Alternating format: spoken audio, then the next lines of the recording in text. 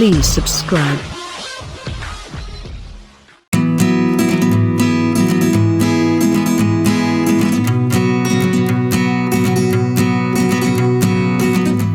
Honda Civics used to come in a lot of different shapes and sizes, from the stubby little CRX to the tall, all-wheel drive Civic wagon. But long ago, the funneling effect of mainstream consumer tastes, another way to say that we are all sheep, caused Honda to pair the Civic line to its two biggest sellers, the sedan and the coupe. America even got its own Civic platform, while Europe and other overseas markets continued to enjoy a hatchback body style, which was last seen around these parts as the 2002 to 2005 U.K. built C. Well, that Anglo-American pipeline is back in business as Honda's Swindon, England, assembly plant once again swings into action to produce a Civic hatchback for America. The return of the hatch as a younger, sportier, and more male-oriented alternative to the sedan and coupe was made possible by last year's introduction of a common Civic platform for all global markets. Now that there is one Civic to unite us all, Honda has a better business case for importing less popular variants to the US here. The hatchback, which carries a $500 and up premium over the sedan, is being plugged into the compact segment as a way to grow incremental volume. Basically, it's found money, and, possibly, as a way to stanch the outflow of compact sedan buyers to crossovers. Honda finally sees some movement in America's long-dormant ardor for hatchbacks and is hoping for 40,000 to 50,000 sales per year, a number that would give total Civic volume a healthy bump indeed. That is, assuming they aren't mostly swiped from the Civic sedan and coupe buyer pool. The forthcoming hatch-only Type R will certainly help draw attention to this new bustleback body style as well. This is not the return of the CVCC or any of the other thrifty hatchback versions of the Civic that have come here over the past 4 decades. Along the lines of the Mazda 3 and Ford Focus hatchbacks, the new Civic hatchback is basically a sedan with a garage door in back. Besides the body style's namesake cargo opening as well as the roof, rear doors, and rear quarter panels, all of the outer sheet metal is in common with the sedan. Inside, the structure was reinforced around the large hatch hole to maintain rigidity, but the wheelbase and width are identical, and overall length shrinks by just 4.3 inches.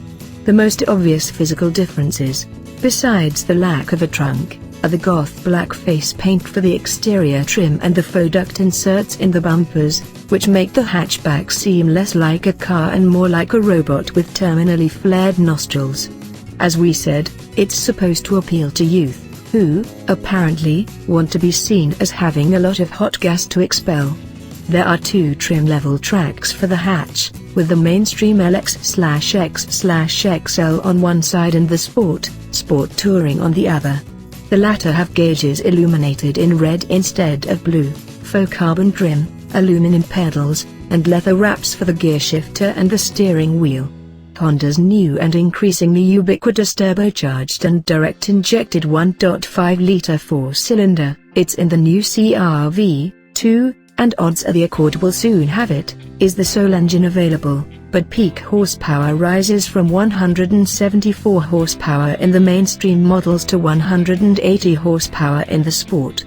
A 6-speed manual transmission can be ordered to sub in for the continuously variable automatic, CVT, but only on the base LX and Sport. Once again, as on the Civic sedan and all Accords, Honda punishes you for wanting a manual by locking out access to the upper trim level features such as navigation and the Honda Sensing suite of electronic safety aids. That may be a worthwhile sacrifice. The Sport with a 6-speed is a pleasure to drive, the 1.5-liter making strong torque across the rev range. Rated peak torque in the manual is slightly higher, at 177 pounds-feet, up from 162.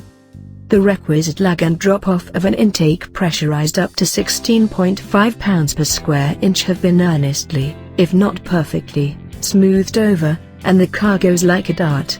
If you want, you can be the fastest car on the freeway, as long as everyone else is in ordinary cars, and when the road turns, the Civic likes to play.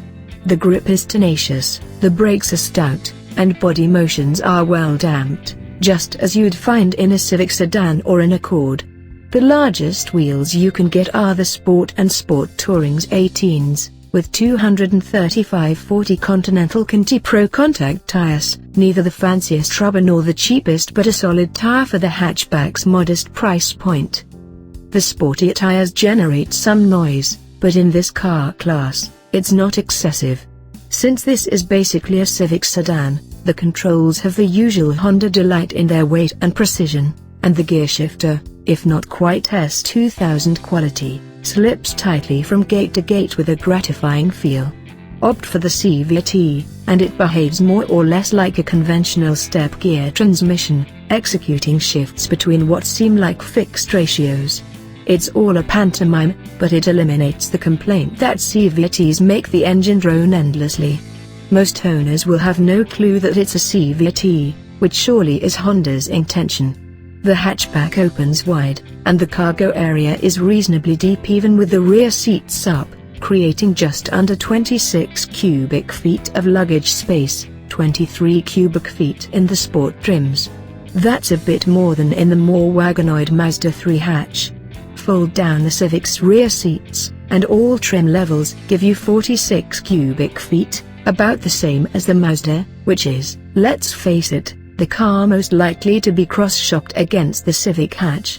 One novel feature in the Civic is a roll-up cargo cover, which comes out of a scroll that can be mounted to the left or right side of the cargo area, per your preference. The Honda Sensing suite of radar-based safety countermeasures, should you spring for it, brings down to the Civic level a lot of capabilities that formerly were the domain of luxury cars, including automated emergency braking, lane departure mitigation, and adaptive cruise control. Currently, prices range from $20,535 for the base LX to $26,135 for the XL Navi. Both are already on sale. When the $22,135 Sport and Loaded Sport Touring arrive in January, the top price will notch up to just over $29,000. The prices closely track those of the more established, and much prettier, Mazda 3, and that's probably not by accident. Honda's idea of what dudes want in their styling may look a little overwrought to some, and the center-mounted twin exhaust pipes of the Sport and Sport Touring only further accentuate the race boy elements that the stylists thought necessary to throw in. However, if two giant ducts are good, four aren't necessarily better. It seems that the more a car proclaims its sportiness with fake racing gear, the less likely it is to be true. The current Mazda 3 has a swoopy elegance that strikes us as exhibiting what Honda used to have, confidence. Still, despite the unnecessary theater, the Civic hatchback has the goods and will stand up well against the Mazda, one of our favorite compacts. That's as good for shoppers as it is for the Civic, and for Honda.